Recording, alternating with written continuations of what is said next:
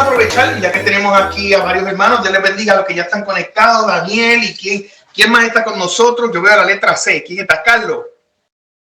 Carlito. Carlos está conectado. Sí, señor. Tremendo. Carlos, Dios te bendiga mucho. Qué bueno que están conectados. Vamos entonces a comenzar la clase con ustedes que están virtualmente ya conectados y con los hermanos que ya están aquí. Hoy vamos a estar terminando el último capítulo que tiene que ver con integridad. Así que vamos entonces en esta hora a orar y comenzar. Amén. Así que oremos. Padre Celestial, Padre de amor, de misericordia, te damos gracias, Señor, en esta hermosa noche por tu presencia en medio nuestro. Gracias, Señor, por los hermanos que ya están aquí. Y te pido bendición para Ángel David, para nuestro hermano Israel, que ya está con nosotros, Señor. Te damos gracias, Padre Celestial, por aquellos que sabemos que vienen de camino, Padre Celestial. Te damos gracias, Señor, también por los hermanos que ya están conectados virtualmente. Te pedimos, Dios, de que tú les bendigas, les alcances, los toques, los prosperes, Señor, con toda bendición espiritual. Yo sé, Señor, y sabemos de que tú estás listo y dispuesto, Padre, para poder bendecirnos, porque ese es tu deseo, ese es tu propósito. Tú te deleitas bendiciendo a tus hijos, Padre, y nosotros te damos a ti toda la gloria y la honra porque te lo mereces. Mira esta parte final de la lección hoy. Te pedimos, Dios, de que tú te muevas de manera especial.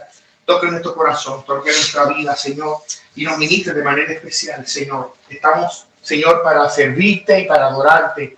Gracias, Señor, porque tú traes paz al corazón en medio de todos los tiempos.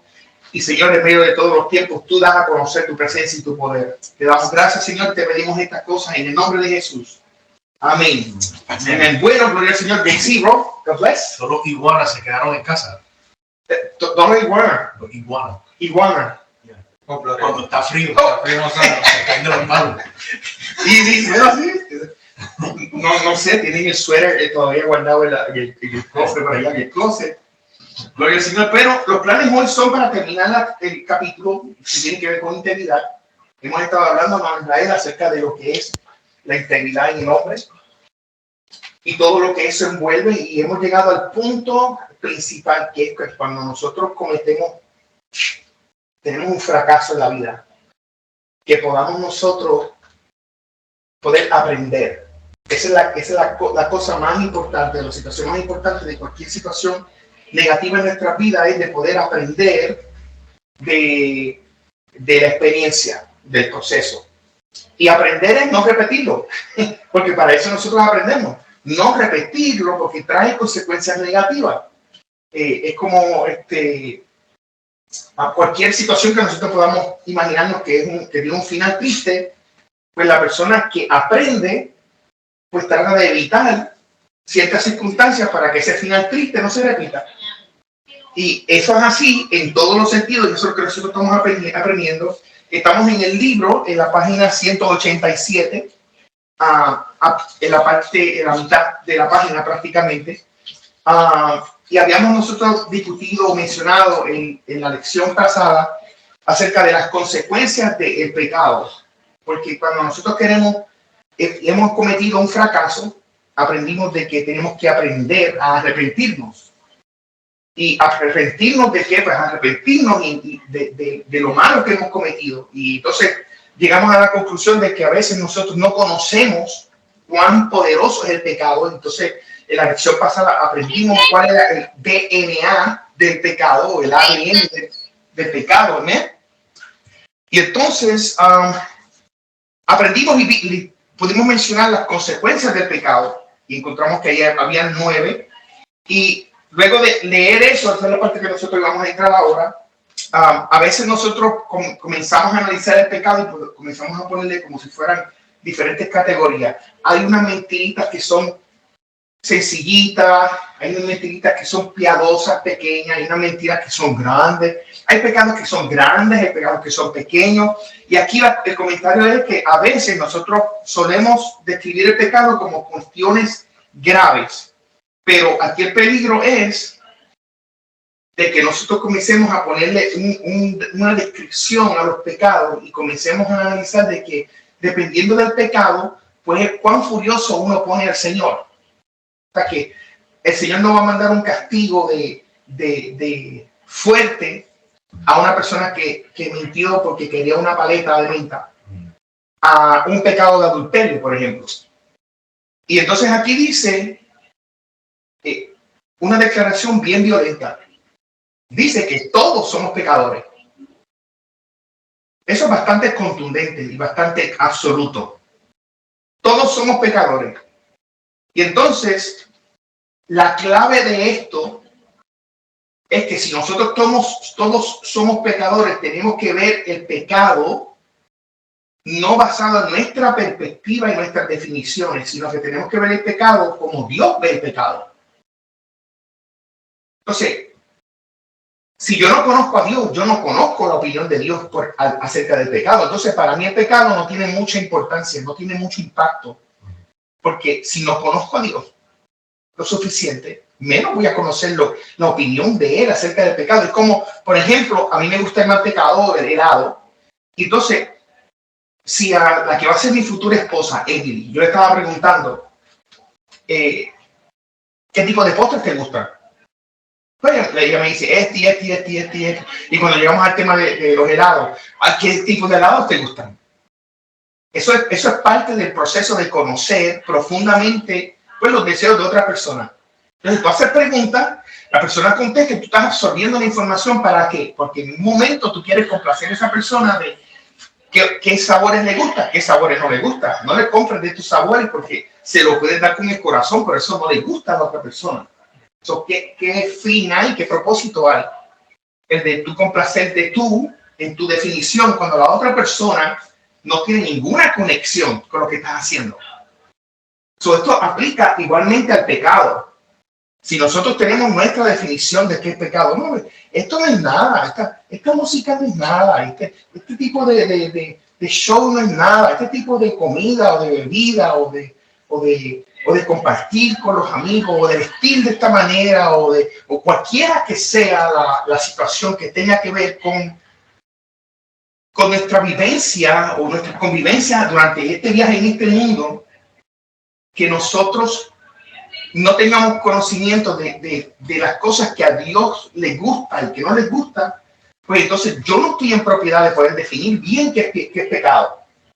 Pero sí yo sé lo que está establecido por Dios. Hay una categoría, hay una declaración de Dios en cuanto a lo que es el pecado. Y lo primero que dice Dios acerca del pecado es que todos hemos pecado. Entonces estamos conociendo lo que es el pecado y estamos viendo cuán contundente es el pecado, cuán abarcador es el pecado. Y entonces necesitamos ver el pecado de la perspectiva de Dios.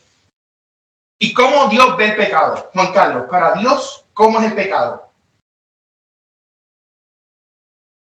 En tus propias palabras. Para Dios, ¿cómo es el pecado? ¿Cómo es? Si tú pensaras como Dios ahora, y yo te dijera, Dios, yes, es algo que le causa disgusto. ¿Qué más le causa el pecado a Dios? Repulsión, asco. ¿Por qué es eso? Hay una contestación bien sencilla. Por su santidad. Perfecto. Porque Él es santo. O sea, si Dios es santo, pues entonces él no puede tolerar el pecado. Él no puede estar cerca, Él no puede aceptarlo, Él no puede ser pasivo con Él, porque está en contra de su esencia, de su naturaleza, ¿no? Este día, Tomás. Amén, amén.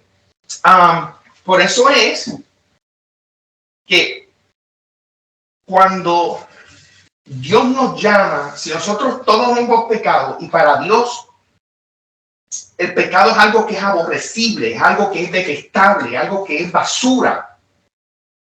Entonces tenemos que entender cuando Dios nos llama a arrepentimiento, ¿por qué nos llama a que nos arrepintamos? ¿Por qué nos llama a que nosotros debemos confesar los pecados? ¿Por qué nos llama? ¿Por qué? Porque esa es la esencia de Dios, eso es lo que Dios percibe del pecado. Entonces Dios no quiere que nosotros caigamos enredados en esa basura que es el pecado. Y hablábamos de que el pecado no tiene diferentes intensidades. Para Dios, pecado es pecado. Y todos hemos pecado. Entonces, eso es una maldición espiritual que está impregnado en la parte espiritual de cada uno de nosotros. Y sí, nosotros somos, el pecado que habita en nosotros, no es un pecado de hábito, de vivencia.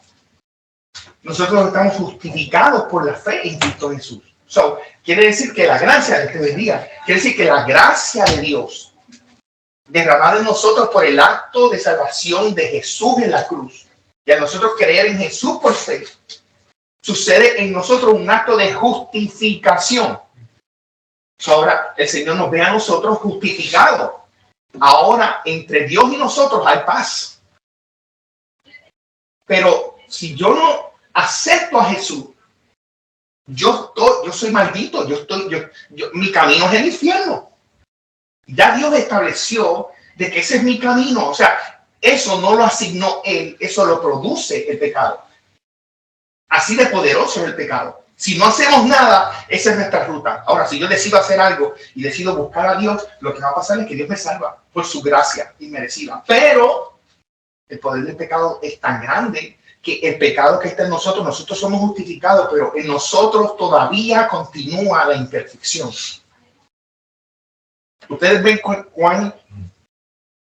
cuán gigante es nuestro enemigo. ¿Ok? Y eso no quiere decir que el trabajo de Jesús es incompleto. Es que hizo lo que tenía que hacer. Ahora yo tengo que, ¿qué es lo que hay que hacer ahora? Es como dice Jesús, en medio de nuestra lucha y de nuestra batalla, porque dijo eso Jesús. Nosotros así es que vamos a ganar el reino de los cielos, porque tenemos que pelear contra la realidad. La realidad es que el pecado que habita en nosotros. Y nosotros tenemos que luchar contra eso, como Pablo tenía esa misma lucha, que él decía, lo que yo no quiero hacer, eso hago, y lo que yo quiero hacer, eso no termino haciendo. Y esta lucha está en mí, sí, esta lucha está en nosotros. Así que por eso tenemos que luchar. Por eso es que cuando Dios nos llama al arrepentimiento, no tenemos que darle mucha vuelta, no es complicado. Cuando el Señor nos llama al arrepentimiento, es algo bien sencillo que está diciendo el Señor que nosotros debemos hacer. ¿Qué nos está pidiendo a Dios a nosotros cuando Él dice arrepiéntete? Que nosotros ya hablamos acerca de qué quiere decir arrepentirse, ¿verdad? Así que cuando Dios nos dice arrepiéntete, ¿qué es lo que nos quiere decir? Basado en ese último párrafo de la página 187, lo que Dios nos quiere decir, ¿qué es lo que nos está queriendo decir el Señor? En otras palabras, lo dice ahí mismo en el libro, prácticamente nos está diciendo... Dar la vuelta y hacia atrás. Sí, detente, stop, y después da la vuelta y ven donde mí. Quiere decir, da la vuelta es dar la media vuelta. Tú vas aquí, detente, no sigas en ese camino, da la vuelta y ven donde mí.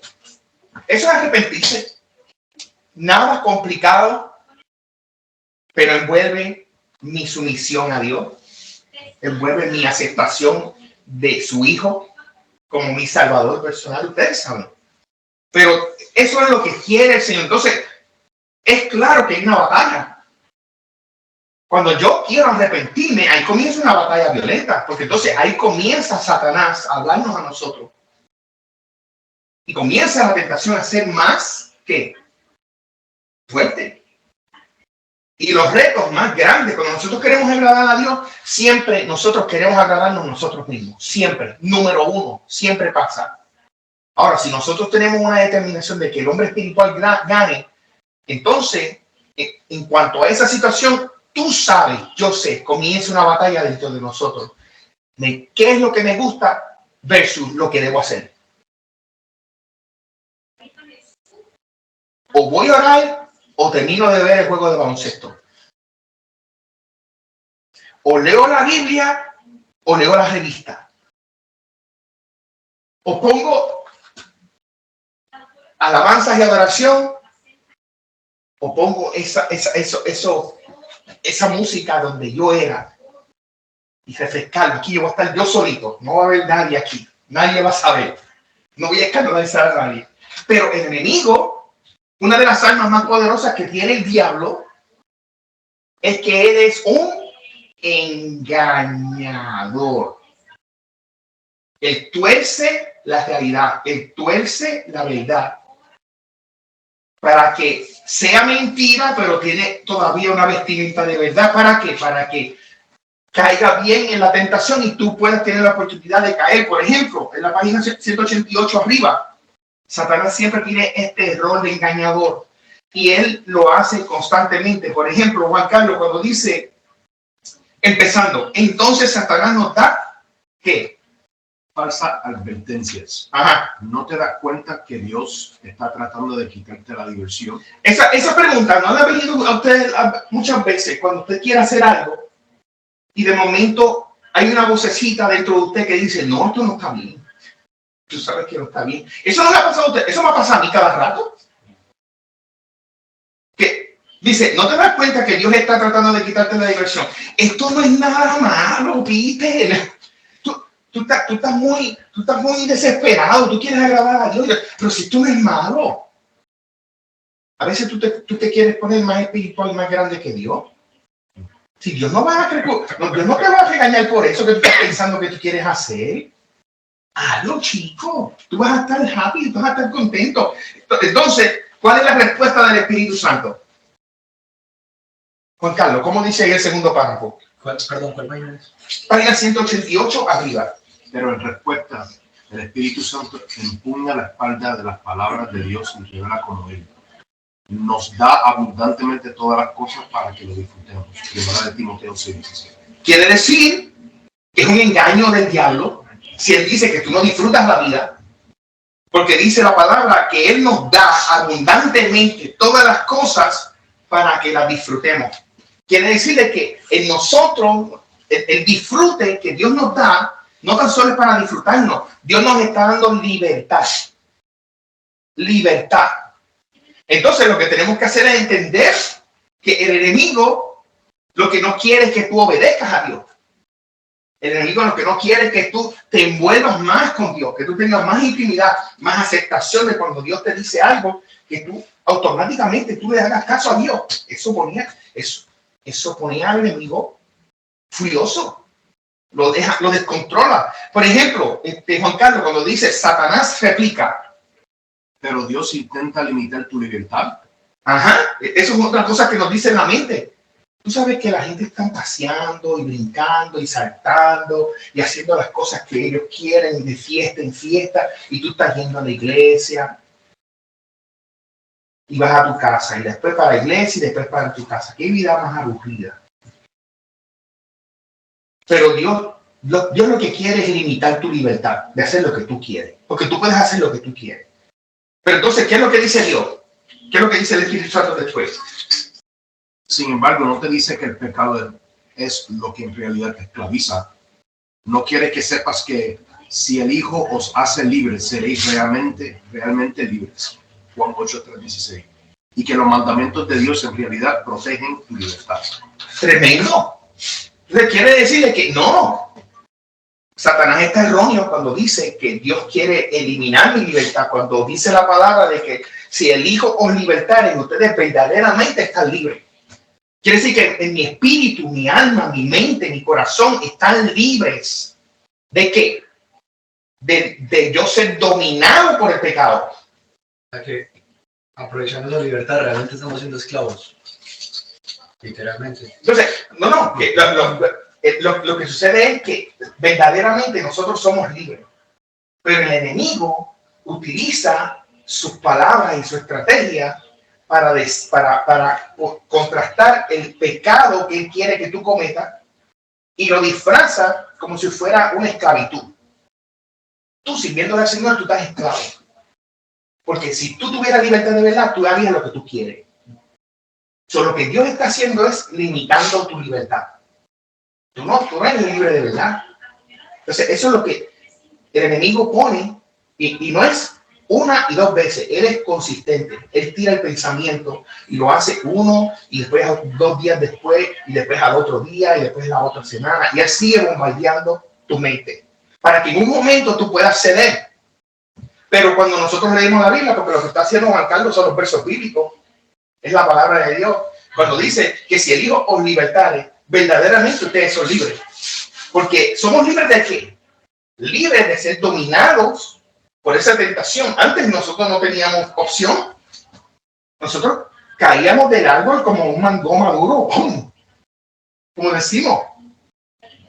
Pero ahora tenemos poder. Poder que es dado por la libertad que tenemos en Cristo. De poder decir a Satanás, no, tú me estás engañando. Tú quieres que yo caiga ahí. Yo soy libre. Soy libre para poder romper tu tentación. Soy libre para tomar decisiones. Soy libre para ser victorioso sobre ti. Pero tenemos que conocer esa palabra que dice que somos libres. ¿Ok? Y eso nos empodera. Eso nos da autoridad como hombres para poder tomar mejores decisiones. Y quiero decirles algo, somos imperfectos. ¿Ok? Nosotros somos creyentes, discípulos, pero quiero decirles que somos imperfectos. Pero no practicamos pecado. Eso es bien diferente. ¿Ok? En nosotros podemos tropezar y caer. Pero nosotros vamos rápido donde el Señor. Señor, perdóname por mi maldad, mi pecado. He caído, Señor, y yo hice esto y esto. Y confesamos, no tenemos nada que tapar porque sabemos que Él sabe todo. Señor, perdóname, se lo pedimos del corazón. ¿Sabe lo que pasa? Nos perdona. Somos sus hijos. Pero nosotros no vivimos en pecado. Hay personas que no tienen al Señor en su corazón y ellos viven. Y vivir en el pecado es complacer su persona y su ser carnal, espiritual, su alma, todos los deseos que tiene. Y eso es lo que quiere el enemigo. Mientras más nosotros vamos en esa corriente, más nos alejamos del Señor, menos dependencia tenemos de Él. Y cuando llegue el momento de nuestra muerte, que nosotros sabemos cuando nos morimos, ¿verdad? Nosotros no sabemos cuando nos morimos. Puede ser que hoy nos muramos. Entonces, ¿para dónde vamos? Eso no nos debe de dar estrés, pero nos debe preocupar. No nos da estrés ninguno si nosotros vivimos para el Señor, pero si no tenemos al Señor bien en el corazón, pues entonces nos debe preocupar. Entonces, si nos preocupa, eso es bueno. Tenemos que acercarnos al Señor más. ¿Qué otra cosa también el enemigo nos puede decir? Por ejemplo, Dios quiere que tu vida sea aburrida. Eso es otra cosa que nosotros recibimos en nuestra mente. Dios quiere que tú seas un aburrido. Que tú no te puedas divertir en la vida. Después, ¿qué es lo que dice la palabra del Señor? Yo he venido para que tengan vida, para que la tengan en abundancia. Juan 10:10. Vida y vida abundante. Eso es gozarse de verdad. ¿Ok? Y después, ¿qué dice? No. Dios te hará muy feliz. Oh my gosh, esa es otra mentira adicional. De que Dios causa infelicidad. De que podemos vivir, y quiero que me crean y que me entiendan. Ese tipo de estilo de pensamiento que el enemigo lanza a nuestra mente es idéntico al estilo que se usó en el Edén cuando él le habló a Eva. El mismo estilo. Cuando Satanás tentó, la serpiente fue donde Eva le dice con que, oye, ¿tú no has visto qué lindo es este árbol y el fruto que tiene? Y Eva le dijo, sí, pero Dios dijo que no pusiéramos nuestra vista y no acercáramos a nuestra mano a ese árbol porque si no nosotros vamos a morir. ¿Y qué dijo él? Con que Dios le dijo eso. Lo primero es dudar de la palabra. Dudar de las instrucciones que Dios dio. Entonces, lo segundo es darle atracción, darle valor, darle atractivo a lo que Él va a ofrecerte ahora. Dios sabe que el día que tú pongas esa mano en ese fruto y tú lo tomes, tú vas a ser iluminada como Él. Ustedes van a ser como dioses, entendiendo el bien y el mal. Wow, y tú tienes que romper eso en partecitas porque no van a ser como dioses, pero iban a entender entre el bien y el mal porque iban a desobedecer. Iban a tener un gusto acerca del pecado por primera vez, porque iban a desobedecer la instrucción específica de Dios. La verdad que dijo él no dijo una mentira, él dijo una media verdad. Y una media verdad lo resulta en mentira. Esa es la estrategia del enemigo. Él no te dice toda la verdad, él no te dice toda la mentira, él te dice media verdad. Para que tú puedas creer, para que haya cierto tipo de lógica, para que haya cierto tipo de atracción que sea pesado suficiente para que ponga duda en nosotros y caigamos y cedamos. Por eso es que la palabra, cuando vemos aquí este ejemplo que dice, no, Dios te va a hacer muy infeliz. Después que entonces dice la palabra del Señor, ¿cómo dice Ángel? Dice la palabra retruca. Ajá. El fruto del Espíritu es amor, gozo, paz. Gálatas 5:22. Entonces debes decidir en quién has de confiar y qué vas a hacer. Debes elegir. Wow. Entonces, ahora esta es la parte que es la más difícil de todas. Tú tienes que elegir, y muchas veces nosotros tenemos que elegir en un instante. Hay tentaciones que vienen a nuestra vida y oportunidades para pecar que vienen a nuestra vida que tú tienes que elegir entre hacer lo correcto o hacer lo incorrecto, y solamente tienes un momento de decisión.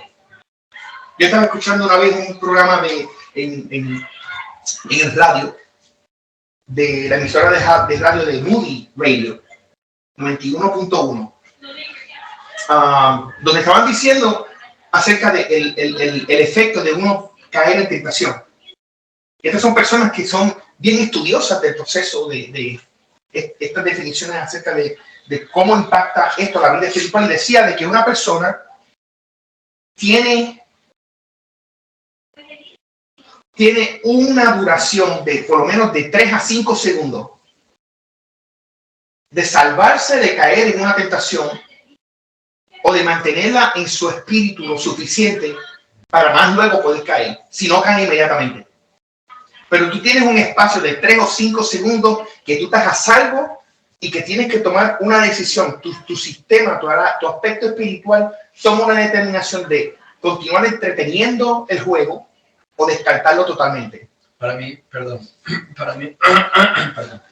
ese espacio lo aprovechó José cuando tuvo la tentación de Potifar.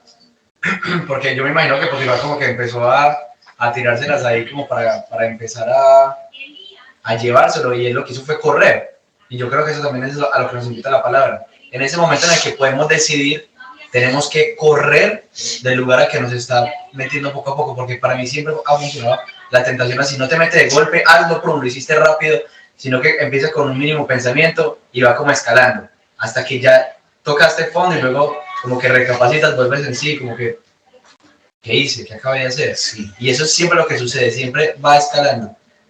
Desde el momento en el que está la oferta, el primer pensamiento, ese es el momento en el que hay que correr, como lo hizo José.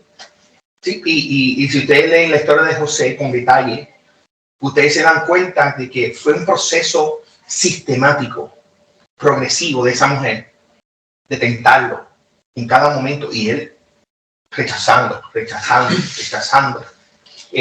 Fue un proceso bien tedioso, pero el problema es cuando es insistente. Cuando es insistente y tú no estás preparado, tienes riesgo de morir en batalla. Entonces, cuando tú, yo en cierta manera, yo me imagino, no está en la Biblia, porque eso es otra cosa. No nos imaginemos algo.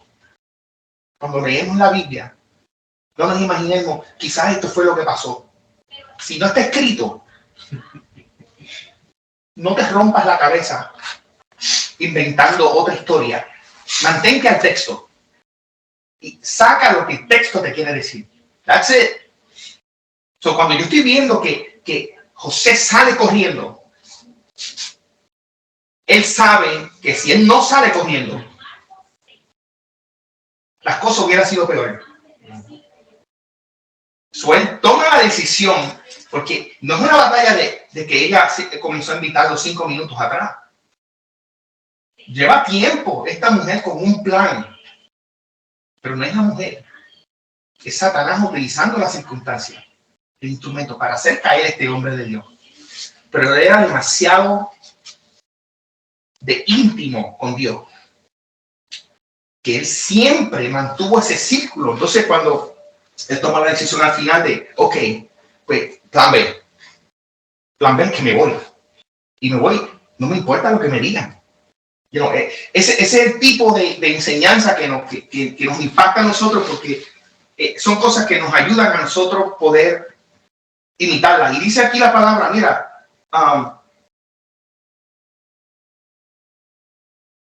el enemigo viene y dice, finalmente, poniendo presión, hazlo más adelante. En otras palabras, mira, está bien, no lo hiciste ahora, pero déjalo para después. Considera un riesguito, es un pequeño riesgo. Ponlo pendiente, dale una pausa. ¿Tuviste esa muchacha que te tiró una niña? ¿Tuviste esa muchacha que te dejó esa notita en el escritorio? Lo puso en el cristal. Guarda ese número, guárdalo. Solamente por bromear. Que tú verás que se siente bien cuando alguien te amiga y te dice esas cosas. Óyeme, el diablo es malo. Y te va a decir, manténlo ahí. Y ese frío violento de tentación, de aventura, de intriga, de pregunta, eso es como tan emocionante. Tú vas a saber, vas a darte cuenta de lo que te estoy diciendo. Y tú estás escuchando todo lo que el enemigo te está diciendo.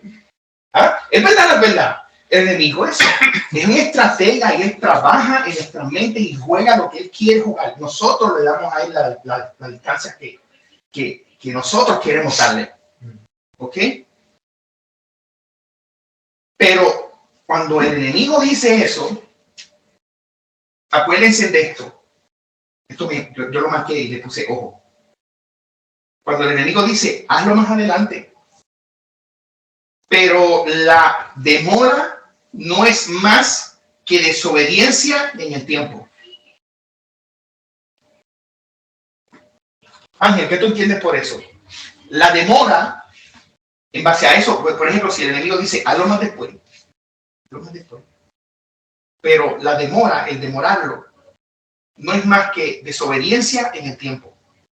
Como entretenerlo, o sea, es desobediente porque debemos haberlo rechazado en el momento. Y al guardarlo o entretenerlo o indulge, empezar a pensar en eso, es lo que yo pienso que la Biblia dice cuando dice dar lugar. Sí. O sea, abrir la puerta, al entretener la oferta. No dice, no lo estoy comprando, pero quiero ver un poquito más. Exacto. Y pienso que eso es abrir la puerta en ese sentido. Yes. ¿Y eso afecta nuestra integridad o no?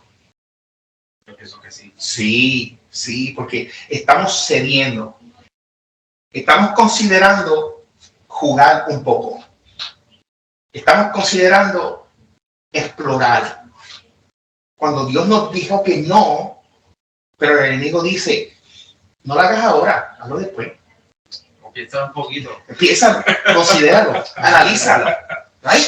Este es el método de estrategia del enemigo. La palabra de Dios dice en Santiago 4, versículos del 7 al 8. Tú lo tienes por ahí, Kenneth, lo puedes leer. Donde dice, la palabra de Dios se alza con poder y afirma, y ahí está el versículo completo. Estamos en la mitad de la página 188. Por ahí. Dice algo más adelante. Donde dice, someteos a Dios. Ahí, para que comiences ahí. ¿Lo tienes por ahí? Está en la página 188. Oh, Abajo. aquí. Sí, aquí. Ahí empieza. Eso es Santiago 4, versos del 7 al 8. Someteos a Dios, resistid pues al diablo y huirá de vosotros. Acercaos a Dios y él se acercará a vosotros. Limpiad vuestras manos, pecadores, y vosotros de doble ánimo, purificad vuestros corazones. Santiago 4, 7 al 8. Ok. So, ¿qué es lo que nos está queriendo decir Dios con esta revelación de someteos a Dios, resistir al diablo, e huirá de vosotros? Quiere decirle que nosotros no vamos a estar enfrentándonos al enemigo sin que someternos primero. Hay una entrega al Señor primero, pero tampoco esa entrega al Señor nos evita el conflicto. El conflicto va a llegar. Entonces, ¿qué es lo que tú vas a hacer? Tú quieres someterte a Dios para que el conflicto no llegue. Ese no es el proceso. Dios está diciendo, antes de que tú entres en el conflicto con Satanás y con la tentación, tú tienes que someterte a Dios. Someter tu deseo, tu voluntad. Y si confesamos, este es el proceso, si confesamos nuestros pecados, Primera de Juan 1:9 dice, si confesamos nuestros pecados al Señor, ¿qué es confesarlo? ¿Qué quiere decir confesar nuestros pecados a Dios? Decírselo a Dios. Decírselo. Declararlo. Reconocerlo. Y No tratar de justificarlo. Es así. Pero Dios, tú lo hiciste así. Pero Dios, las circunstancias, ¿right? Podemos decir eso. Me cogieron fuera de base, me cogieron de improviso, me cogieron de sorpresa, me tomaron de sorpresa. No fui yo. Yo no quería hacerlo. Estaba débil, Señor. Es más, tú debías haber venido a mi rescate. A veces nosotros nos ponemos medio ignorantes en esa parte. Cuando el Señor dice, someteos pues a Dios, resistirlo. Entonces, esa es la única manera en que Él va a correr de ti. Porque tú tienes que someterte, pero tienes que resistirlo. El fuego tienes que recibirlo. Entonces, esa es la única manera en que tú pruebas de verdad de que tú estás hecho. ¿De qué manera en tu trabajo van a saber que tú eres la persona capaz para esa posición? Ellos te van a poner en la posición que tú dijiste que tú eras bueno. Dios te bendiga, amén. Ellos te van a la posición que tú aplicaste, ellos te van a poner en esa posición. ¿Y tú tienes cuánto tiempo de prueba? En un trabajo, generalmente. 3 meses periodo de prueba. 3 meses periodo de prueba. Si en 3 meses ellos te hacen la evaluación y tú no hiciste ni 50% de lo que tú tenías que hacer, o por lo menos demostración de que tú estás aprendiendo de cómo hacerlo, evidencia de que estás demostrándolo cómo hacerlo, ¿qué es lo que te va a pasar a ti? Muchas gracias, pero fíjate, te tienes que ir. Porque tú no estás haciendo lo que se está esperando hacer. Pero entonces Dios está diciendo, sométete a mí y resiste. Esa es la única manera de que el diablo se va a ir corriendo es hacer esas dos cosas. All right? La última oración de la página 188 me impactó mucho. ¿Cómo dice Tomás? Esa última oración. El arrepentimiento es un bello y violento ataque al pecado. Coja esa oración y póngala en Facebook. Eso está tremendo para que lo recuerden. Es un bello y violento ataque al pecado. Vuelve a colocar, dice la recomendación del autor, vuelve a colocar a Cristo en el asiento del conductor. ¿Ustedes se acuerdan de la primera lección que nosotros tuvimos de este libro? Que la introducción fue esta ilustración donde el papá de familia está guiando el auto y van a tener, por poco tienen el accidente. Aquí dice, vuelve a colocar a Cristo en el asiento del conductor a donde pertenece. ¿Qué es lo que hace un conductor con el auto? Lo guía. Controla. Yes, esa es la palabra que estaba buscando. Control. Tenemos que dejar que Dios nos controle. Entonces, eso es lo más difícil porque es mi voluntad. Estoy tan contento con hacer mi voluntad. Y somos engañados tantas veces por el enemigo para justificar de que tener nuestra propia voluntad fue un deseo de Dios. Ese es el engaño más grande. El Dios nos dio libre albedrío. Eso es bien diferente. Dios no tiene dominio de nuestra voluntad. Pero ¿cuál es el deseo de Dios? Que tú optes por Él. ¿Por qué? ¿Qué Dios tiene bueno para darnos a nosotros? Dios tiene algo bueno para darnos a nosotros. Muchas cosas. Entonces Él dice, yo quiero dártelo, pero ¿qué necesito de ti? Deja que tenga yo el control. Ríndete a mí. Camina hacia mí. ¿Right? Entonces vamos a hablar finalmente acerca del verdadero arrepentimiento. Página 189, en el tema del verdadero arrepentimiento. Y vamos a mencionar varios hombres rapiditos que son bien importantes, son claves en la Biblia. Estamos, por ejemplo, aquí el autor está hablando acerca de hacer un contraste entre dos hombres, ¿ok? Para que nosotros sepamos y veamos cuál es la diferencia de un verdadero arrepentimiento. Cuando uno se arrepiente, se nota. Uno da fruto, como dice la palabra, fruto digno de arrepentimiento, fruto que se espera de un arrepentimiento genuino del corazón. Y el primer ejemplo que el autor está tomando es el ejemplo de comparación entre el rey Saúl y el rey David. ¿Alguien sabe en qué consistió el pecado del rey Saúl, históricamente hablando? ¿Cuál fue el pecado que cometió Saúl? Estamos hablando del momento histórico donde Samuel era el profeta, último de los profetas de los jueces, de la época de los jueces, y también era sacerdote. Ok, so era profeta y era sacerdote para la época de cuando David era un muchachito y Saúl pues era el rey de Israel. ¿En qué consistió el pecado de Saúl? ¿Alguien sabe en resumida cuenta? La desobediencia. ¿De desobediencia en qué? Yo les digo que no se llevaran, creo que digo que no se llevaran las cosas del pueblo que ellos iban a invadir, y a Saúl le pareció mejor llevarse el oro y lo justificó que era para el tesoro de Israel, de la vaca. Creo que fue eso. Sí, esa es en esencia la historia. Pues ese pueblo enemigo eran los amalecitas. ¿Por qué Dios quiso castigar a ese pueblo? Porque cuando Israel venía por el desierto para la tierra prometida, los amalecitas no le dieron paso por su tierra. Y Dios dijo, yo lo voy a castigar a ellos en su tiempo por no haber permitido hacer cruzar a mi pueblo por la tierra de Amalek. Ok, y a Dios no se le olvida. Dios es justo. Entonces Dios llamó a Saúl y le dijo, mira, como tú eres ahora el rey, Dios está usando a Samuel como profeta. Dice, yo quiero que tú le digas esto al rey. Y entonces Samuel le dice, así dice el Señor.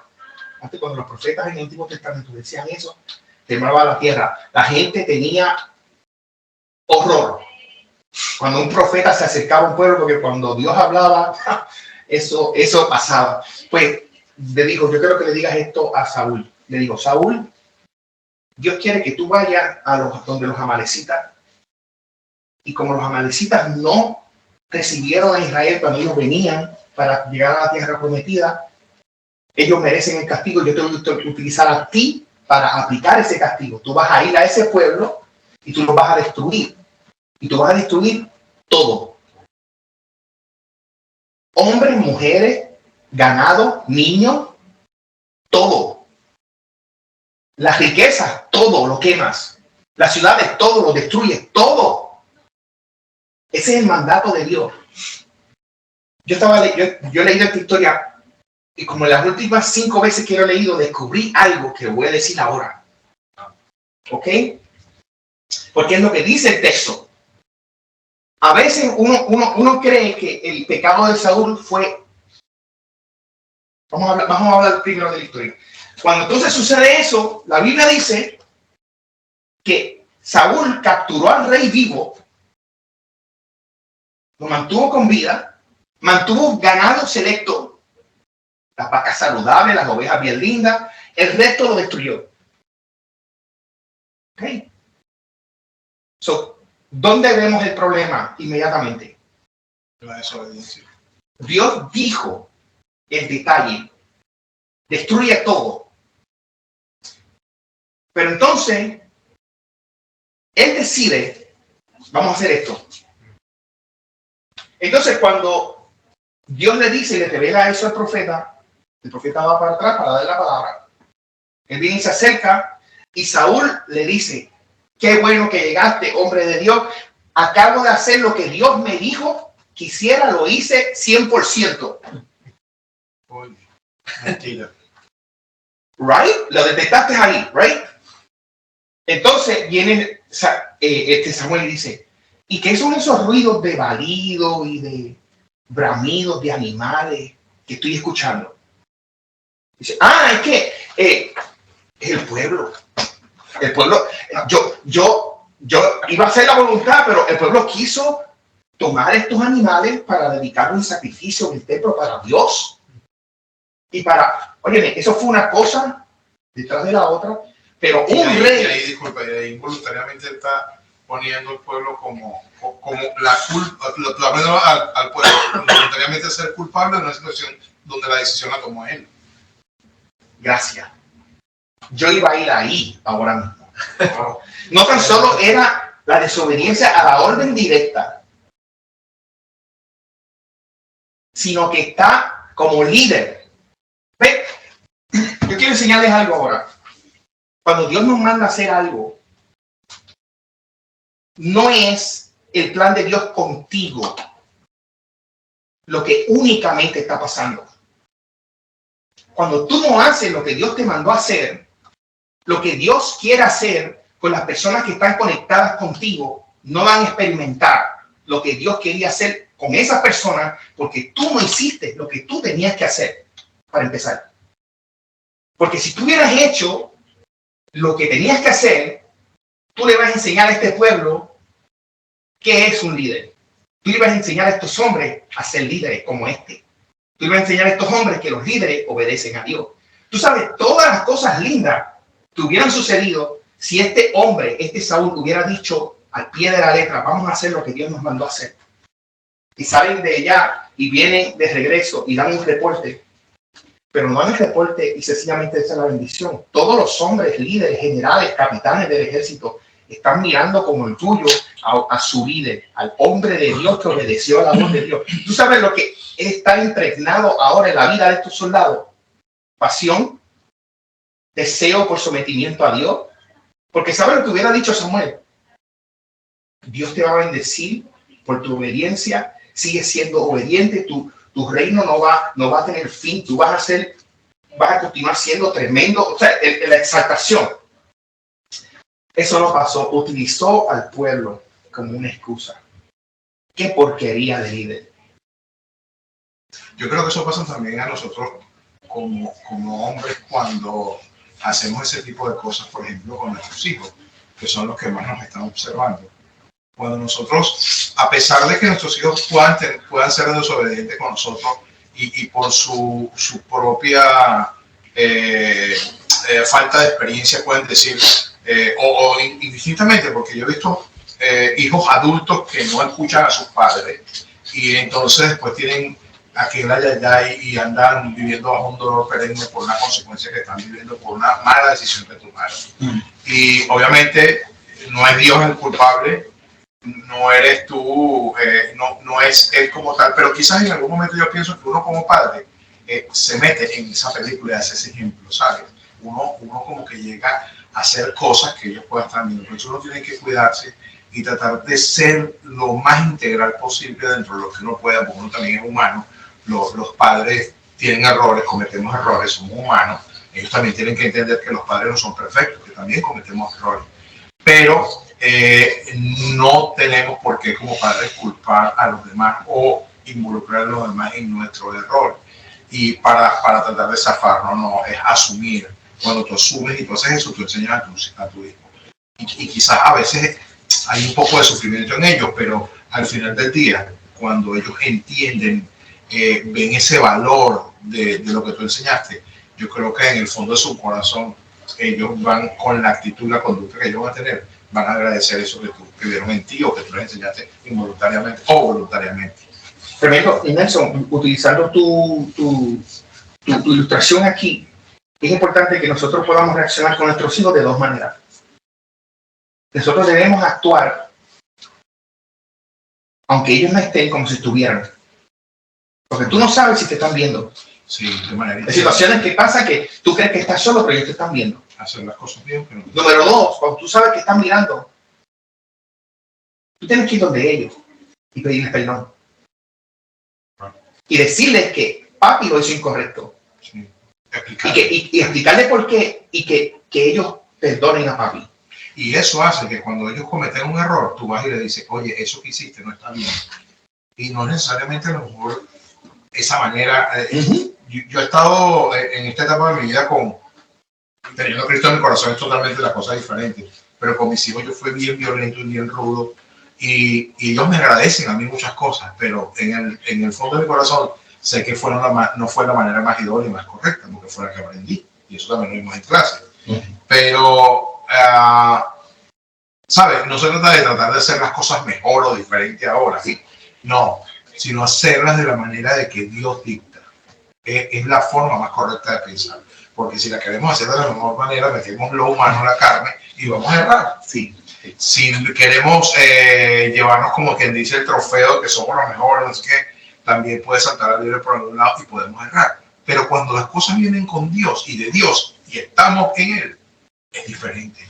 Es impresionante. Y a veces suena uno retórico estas cosas. Yo no hablo de nada de eso, sino en clase, por supuesto.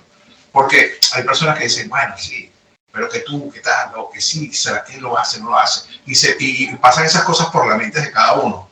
No, pero no es la forma correcta. La forma correcta es que tú te visualices mediante lo que aprendes y escuchas. No pensando en quién o si lo haces tú, aquel o aquel. No, hazlo tú, céntrate en ti y verás el fruto de tu familia, de tu hogar, más adelante, porque nosotros tenemos una edad donde vamos a seguir subiendo y después viene el piquito que llega allí y empiezas de bajada. Y esa bajada será triste si tú no dejaste uno de los legados como ese. Definitivamente, tremendo. Entonces, estamos viendo a un Saúl que se trató de excusar y todas estas cosas. Usted sabe, el final de la historia es que el profeta le dice, Dios espera más la obediencia y valora más la obediencia que el sacrificio que pueda darle. Entonces, él se iba a ir de la escena. Saúl se le abalanza al profeta y rompe el manto de él. Me imagino que eso fue porque esas telas de antes, tú no las rompes para hacerlas así.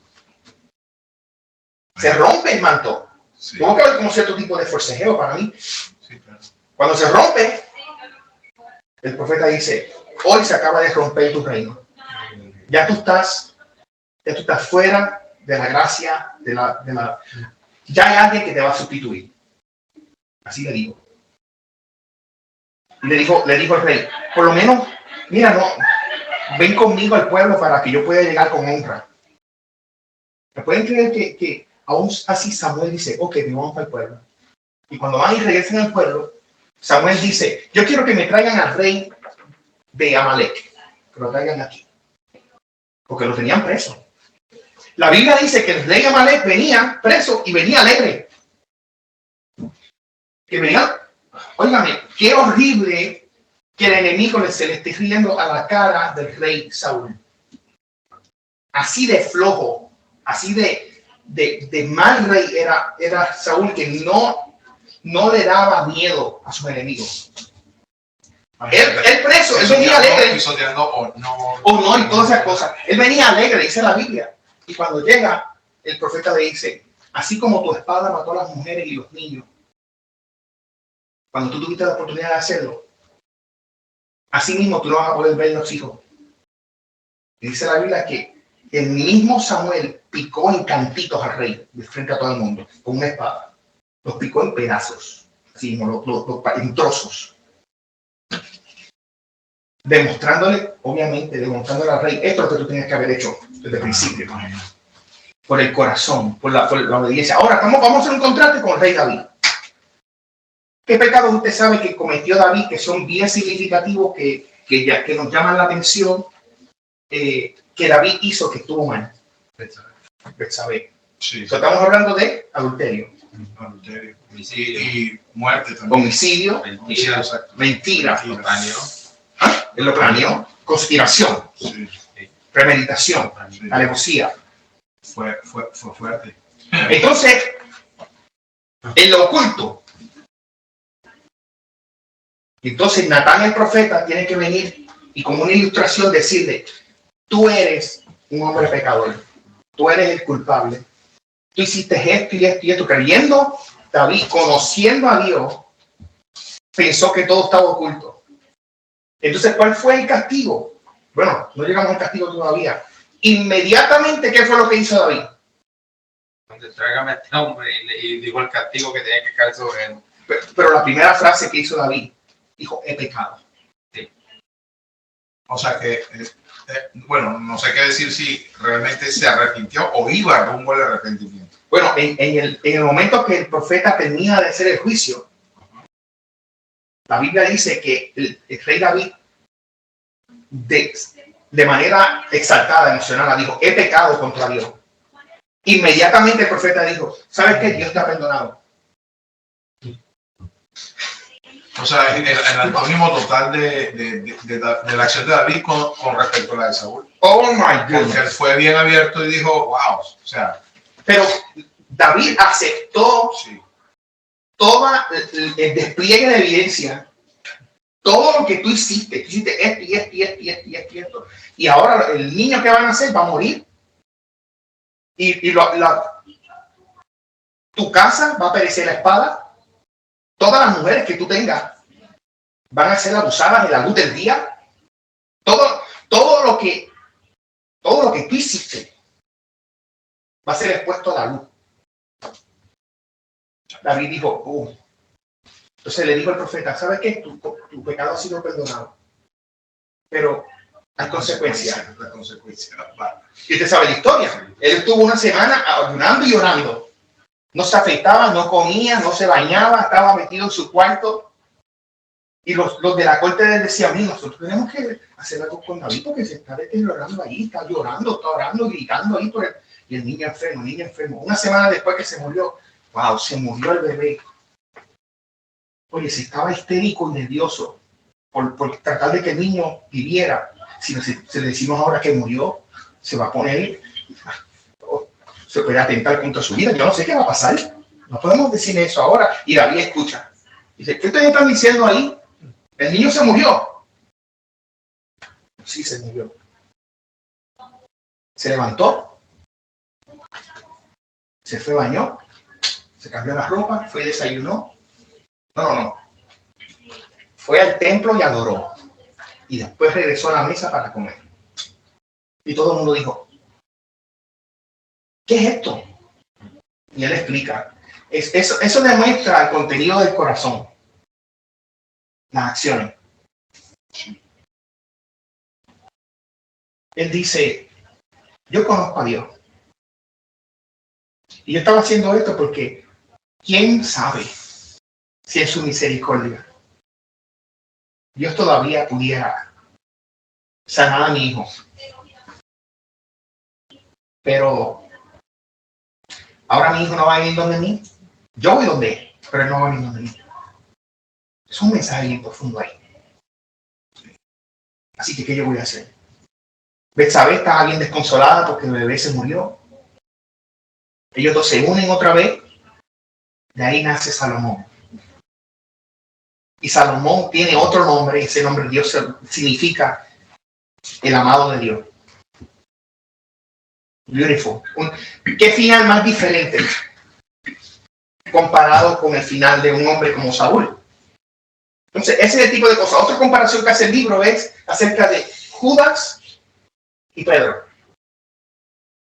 Judas, el que traicionó a Jesús, y Pedro, el que negó a Jesús. ¿Cuál es la diferencia de los dos? ¿Qué hizo Judas como reacción? Judas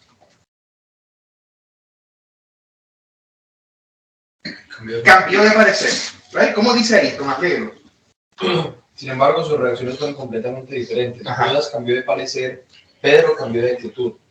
Judas lamentó lo que había hecho, por lo que salió y se ahorcó. Pedro se arrepintió de lo que había hecho y vivió el resto de su vida en apasionada obediencia a Dios. Qué tremendo es cuando tú decides cómo reaccionar, pero eso también depende de cuál es tu relación con Dios, de cuán cercana es tu relación con Dios. Como tú reaccionas es el fruto de tu corazón.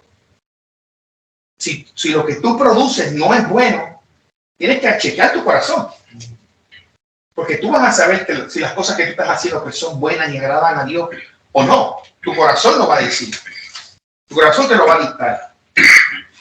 Así que en la página 190 hay un versículo bien largo.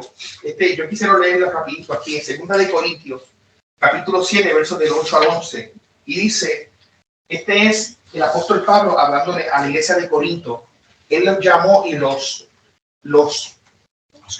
azotó. Él los corrigió de una manera fuerte acerca de ustedes tienen que arrepentirse.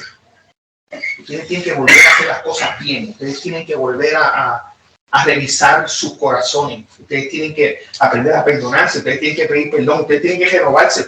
Ustedes están mal. Y así dejo la carta.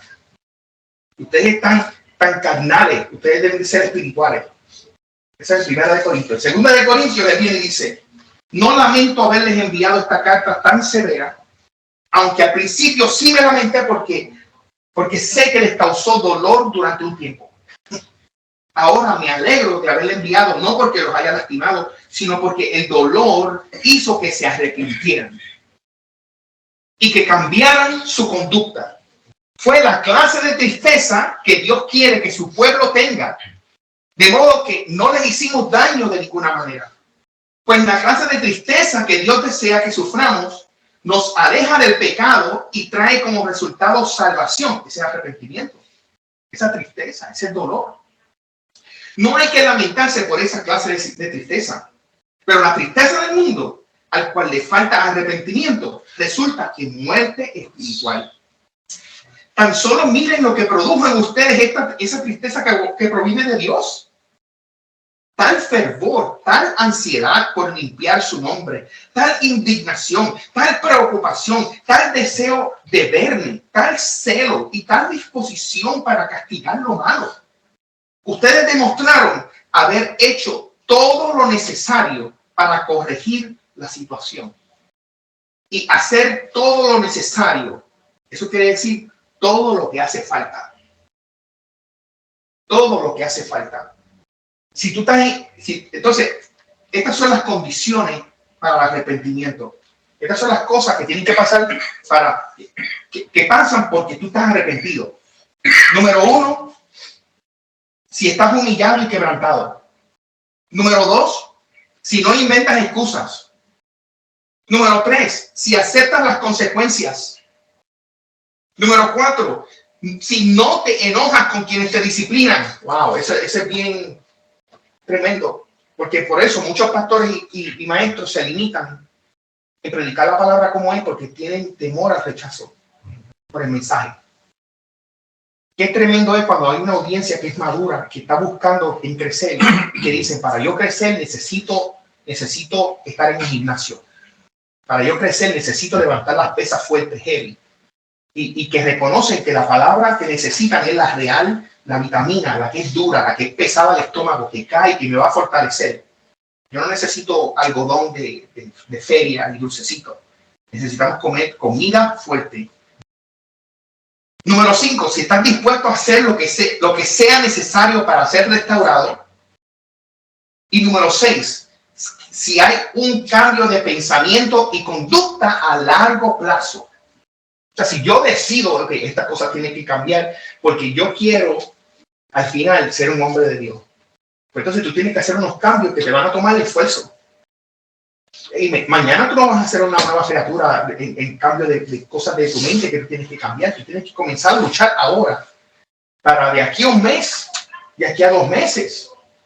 Tú vas a comenzar a ver un proceso, pero tú tienes que luchar con carne y sangre y espíritu todos los días para que eso se vaya de ti. Para que esa costumbre se vaya de nosotros, ¿verdad? Y hay herramientas de la palabra que te dicen y te ayudan a hacer cosas como esa, porque a veces en nuestra humanidad pensamos que lo vamos a hacer y eso va a ser como rápido. Por ejemplo, la palabra dice que cada día tiene su propio afán. Entonces, nos agarramos de esa palabra y empezamos a ejecutar y va a ser diferente. Esa es la sabiduría de la palabra, definitivamente. Sí. O sea, tú tienes que preocuparte para enfrentarse en cada día cuando venga con su reto nuevo. ¿Cómo yo me voy a enfrentar a esto? Claro. Entonces, cuando yo tengo una determinación de agradar a Dios y utilizar las herramientas que tengo, aunque te corten, aunque al final del día tú llegas a tu casa extenuado, pero tú, peleaste para agradar a Dios, ganaste ese día. Mañana cuando me levante, vamos aquí otra vez. Sí, esto es luchar. De esto se trata. Así son los hombres. Así somos nosotros. Eso está muy bien. ¿Y cómo vamos a empezar este proceso? Página 191 arriba, el segundo párrafo dice, para demostrar que hablas en serio, demostrar que tú estás demostrando de que tú estás arrepentido, hay algunos cambios radicales. Debes estar dispuesto a modificar las relaciones poco saludables. Eso es bien importante. A veces nosotros tenemos un círculo de amigos, los círculos de familiares, los círculos de gente en el trabajo que no te conviene que estén muy cerca de ti. Pero mira, con elegancia, con cortesía, Sí. A veces hay relaciones que pensamos que como son de mucho tiempo, nos cuesta desprendernos, pero cuando nos ponemos a mirar y evaluar y a poner en una balanza qué tan positiva es esa relación, que puede ser, si mi relación con Dios es edificante y es de otra manera, obviamente la relación con otra persona no va a ser igual que la de Dios, pero vamos sopesando porque estamos en lo malo. Entonces tú puedes tener respuesta y tú te puedes dar cuenta, wow, esta relación no es tan edificante, no me está dando cosas positivas. Entonces uno tiene que ir poco a poco haciendo un stop. Al principio es un proceso fuerte, hay personas que se vuelven personas que se aferran a las amistades, a las relaciones, y no llegan a entender que lo importante y a lo único que podemos aferrarnos es a Dios. Sí.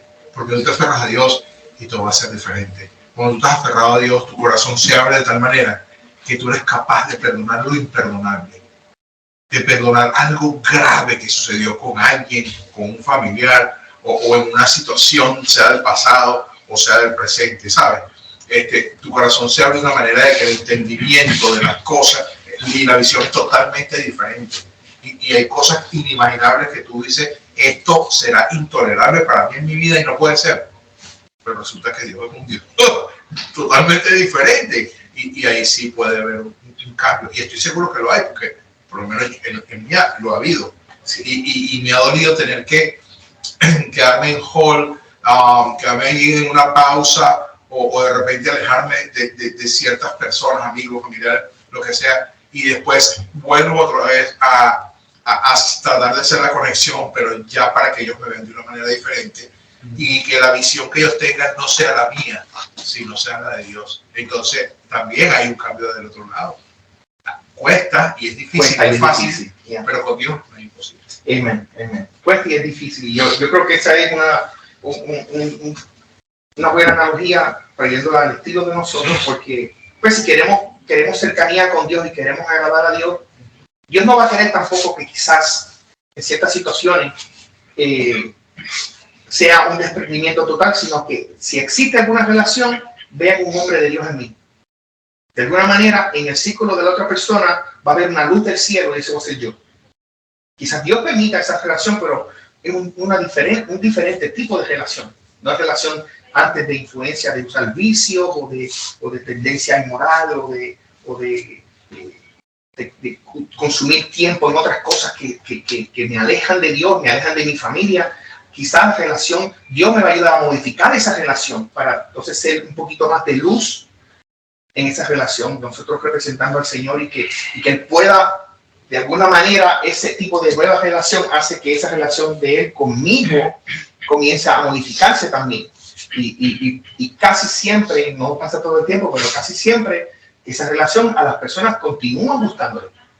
Y quizás nosotros tenemos todavía amistades que aunque no conocen al Señor, pero ellos conocen que tú le sirves al Señor. Y aún así te respetan, aún así te admiran, aún así toman café juntos, pero ellos ven en ti otra persona, so ellos ahora respetan esa personalidad que está frente a ellos, que era su amigo, que era su hermano. Y eso es bien clave porque estamos tratando de honrar a Dios pues, con nuestro fruto de arrepentimiento. Nosotros no gozamos de este estilo de vida nada más. Mis errores son reconocidos ante Dios y tengo que hacer estos cambios. Y no solo los cambios en relaciones interpersonales, pero también cambios en mis rutinas. ¿Ok? Puede ser cualquier cosa. Puede ser yo no estar con mi esposa en cama y yo quiero mantenerme viendo películas hasta las 3, 4 de la mañana. Un ejemplo, algo estrambótico. O yo prefiero estar trabajando en vez de estar teniendo tiempo con mis muchachos. Sea lo que sea, las rutinas que no producen tienen que ser reemplazadas o modificadas, alteradas de alguna manera. Quitar los obstáculos, lo que tú sabes en tu corazón que es un obstáculo. Tú lo sabes, quizás tú no sabes darle un nombre a esa situación, pero tú sabes que es un impedimento, tú sabes que hay un muro. Pues tienes que trabajarlo. Pero no te va a costar. No va a resolverse en 5 segundos. Nosotros sabemos eso. Dios lo sabe. Por eso es que tenemos que depender de Él. Pero tú tienes que aprobar el que tú tienes que. You have to tackle that. You have to face it. You have to deal with it. Tenemos que trabajar con eso.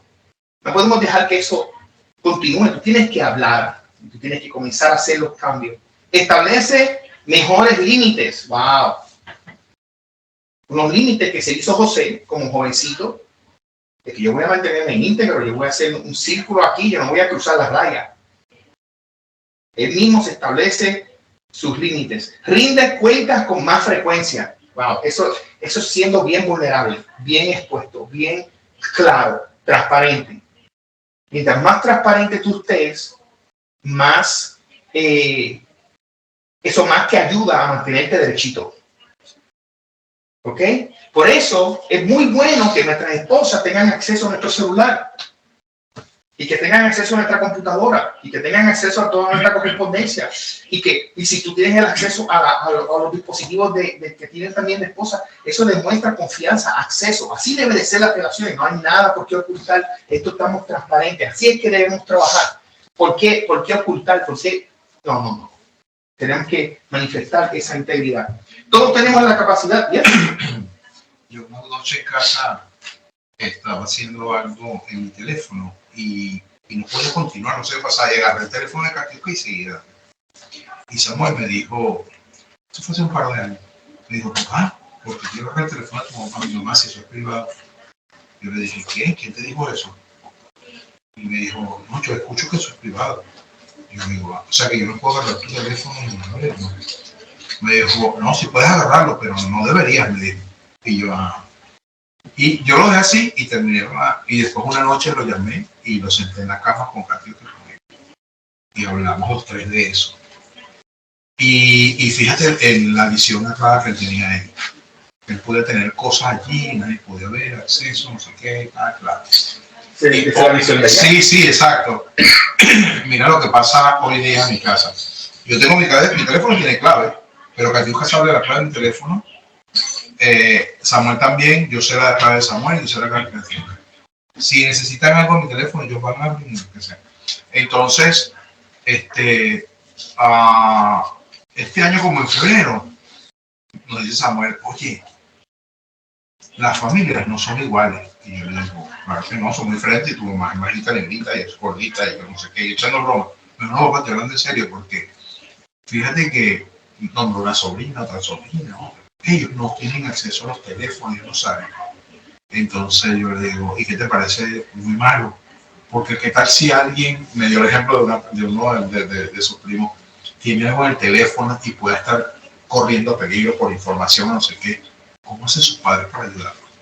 Y yo le digo, bueno, de verdad, tienes razón. Si él no lo va a decir porque le va a dar miedo, porque esa persona es verdad. Y yo le digo, ¿y tú? Yo no, porque yo lo dejo ahí, tú entras a lo que tú quieres. Porque yo no tengo eso que toco la puerta y espero que se me dice que pase. No, yo abro la puerta y toco el cuarto de mi hijo. Y él no abre la puerta y se nos tira en la cama. Entonces, no tenemos esos límites, pues, ¿sabes? O sea, hay respeto, por supuesto, y todo pero es diferente. Me dice, sí, papá. Entonces, de repente él dice, mi primo no deja que nadie le toque su teléfono. Entonces, algo bueno quizás él no tiene allí. Piensa él, en su mente, como muchacho. Yeah. Y yo le dije, bueno, papá, todas las familias no son iguales y de repente nosotros lo hacemos así y nosotros pensamos diferente y las familias piensan diferente y no todos tienen que ser iguales. Además que nosotros no tenemos nada que esconder en nuestros teléfonos y no tenemos por qué. Entonces me dijo, qué bueno. Sí. Papá, pero es mejor así, porque andar con un teléfono escondido. Porque yo le he visto la cara a cualquiera de mis primos o a cualquiera de la familia que se ve, y la cara que tiene como de terror, que me encuentre en el teléfono, es una cosa que es incómoda. Y es verdad. Y ha pasado varias veces y lo hemos visto. Y es una cosa como que sobre todo los muchachos, los jóvenes, y bueno, hasta los mayores, como que, cónchale, en cambio, no hay esa libertad, ¿sabes? Nosotros sentimos que somos libres dentro de nuestro núcleo porque no hay nada de eso.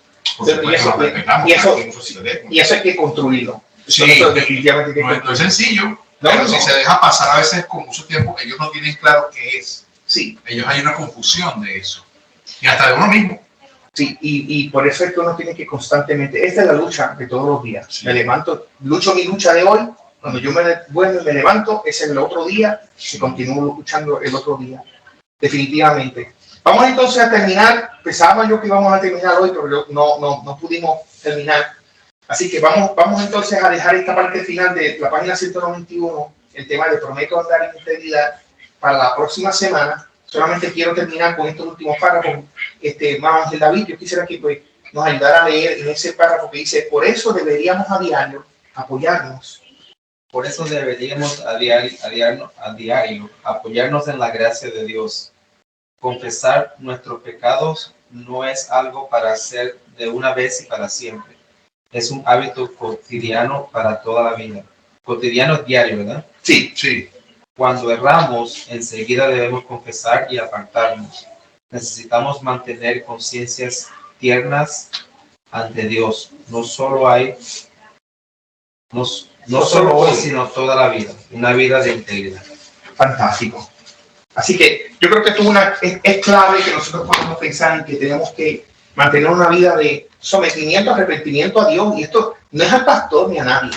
Es una relación personal con Dios. Dios es perfecto, Dios es bueno. El someternos a Dios no es esclavitud. El someternos al Señor no es que nosotros somos robots y no tenemos voluntad.